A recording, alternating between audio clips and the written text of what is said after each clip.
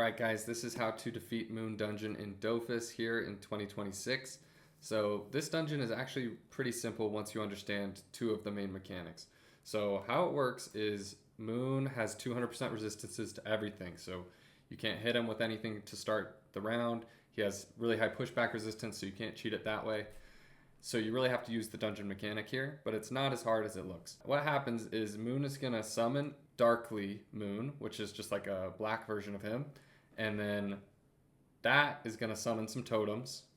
What you need to do is put the totems on their corresponding glyphs, and then it will reduce Moon's resistances. So I'll show you what the totems look like here. If we let the fight start, Moon's going to summon this Darkly here. And then on Darkly's turn, he's going to spawn an Earth totem in this case. And then look where he ended, he spawned a Earth glyph. So one of the main things you need to know about this fight to make it work is that whenever you hit a totem with its corresponding element, it's going to pull it in a straight line to you. So for example, right here, if I go to this cell, hit that with Earth, it's going to come flying all the way up to me right here.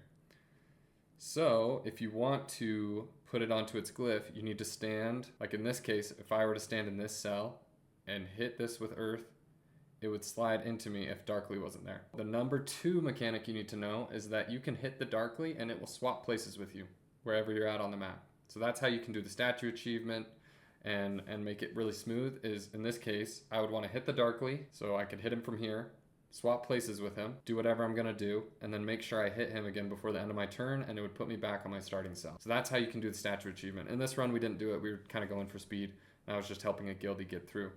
But that's how you can do that achievement. I would clear all the mobs first, and then swap places with Darkly, do whatever maneuvering you need to do to get a totem on, and then swap back with the Darkly again. And then once you've got a totem on, you can kind of maneuver around and kill the Moon. Once you kill Moon, the Darkly dies as well, and then you would win the fight. So let's just play through this fight and see how it plays out. I'm going to swap with the Darkly here. And then I'm going to hit him with an Earth spell. In this case, I do a pulling spell, but you don't need to do a pulling spell. It could be any Earth spell. It will pull him no matter what. One other note, if it's a totem, you don't have anyone on your team, like say you didn't have an Earth player on your team right now, you can just clear the totem. You can just kill it. He'll spawn multiple, but if you just want to speed up the process, you can just kill the totem with another element. Don't even worry about it. Or sometimes he'll like spawn them on the edges of the map where you can't actually pull it to it. So then in that case, you could just clear the totem just to have more room to maneuver around the map. So you can see there's a second totem.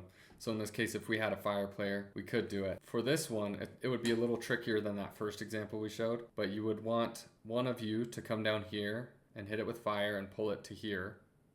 And then another player would come over here, hit it with fire again, and pull it back the other way. And you might have to have somebody, you know, hit maybe the Craw in this case would hit him, swap places, and wait here. And then the Fogger would run down and get it to this cell. And then the Craw the next turn would be able to pull it onto the fire. And you can do multiple totems on multiple glyphs, so you could reduce all of his resistances if you wanted to.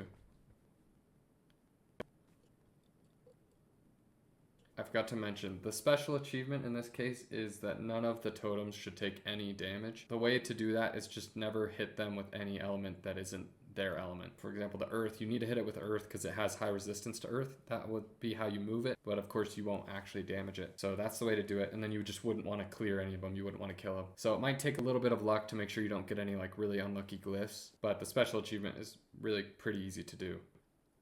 There you go, Moon is dead. I think I missed this by like 50 HP or something. Yeah, I leave him with like 50 health. Let the Craw do the kill. And that's GG. Now you've got your first dokoko. Thank you guys for watching. Hopefully this was helpful. I'm hoping to do some more dungeon runs and boss mechanics here soon and get into some of the higher level dungeons. But I know a lot of beginner players get stuck here and have some issues understanding the mechanics. So thank you and have a good one.